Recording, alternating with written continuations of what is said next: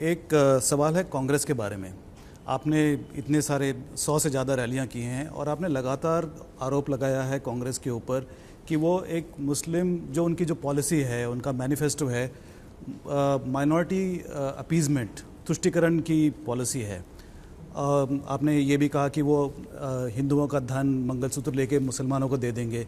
तो आप क्या सच में मानते हैं कि वो ऐसा करेंगे या कैंपेन का सवाल मेरे मानने का नहीं है। दूसरा, बिना सिर पैर के कैंपेन करना ये पाप है। मैं ऐसा पाप न कभी किया है न करना चाहता हूँ। बिना सिर पैर के पाप करने का काम ठेका उन लोगों ने लेकर के रखा है। जिस दिन उनका मैनिफेस्टो आया था उसी दिन मैंने कहा था कि इस मैनिफेस्टो पर मुस्लिम लीग की छाप है।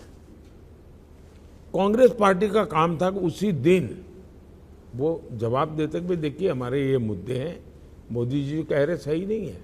एक बार भी जवाब नहीं दिया। फिर मुझे लगा कि अब मुझे धीरे धीरे देश की जनता को एजुकेट करना पड़ेगा। जब ये कहे मैनिफेस्टो में कि अब ठेके जो दिए जाएंगे, गवर्नमेंट कॉन्ट्रैक्ट्स, उसमें भी माइनॉरिटी के लिए आरक्षण होगा। अब ब्रिज बनाना है, ब्रिज बनाने का टेंडर कौन डालेगा भाई?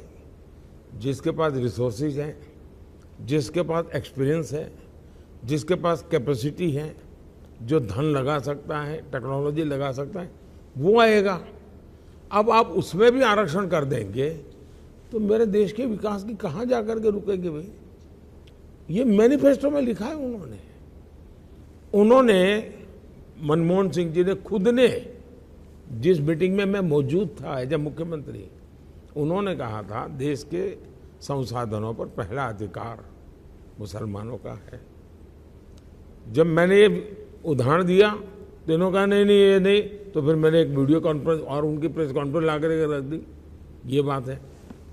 तो उनके दिमाग में क्या पड़ा है? तीसरा, उन्होंने कर्नाटका में क्या किया? कर्नाटका में उन्होंने रातों रात सभी मुसलमानों को ओबीसी बना दिया और ओबीसी का जो कोटा था उसमें डाका डाल करके उन्होंने कर दिया डाइवर्ट। मतलब वोट बैंक और वोट जिहाद को संतुष्ट करने के लिए अब दिल्ली में चुनाव में वोट पाने के लिए 2014 में इलेक्शन घोषित होने के बाद 123 प्राइम प्रॉपर्टीज वक्फ बोर्ड को दे दी।